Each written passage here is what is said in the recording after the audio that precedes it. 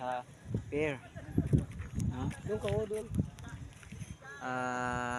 Trabaho namin ngayon, pero iba-vlog natin yung ano nila. Yung lobster. Yan yung balsa ng lobster nila. Gumagawa sila ng lobster, ano? Ayun, napakaganda. Ito may ano yung tayo.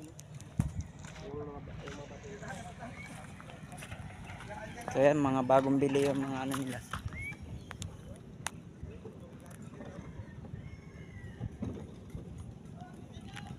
Bagong bili, no? Pagaganda ganyan para gumawa ng lobsteran.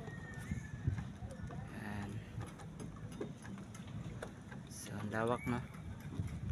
Dito pumapasok yung mga ano, hindi ko ba alam kung tama, yung lobster sa butas dito. Yan. Ganda guys, no? Ang lupit.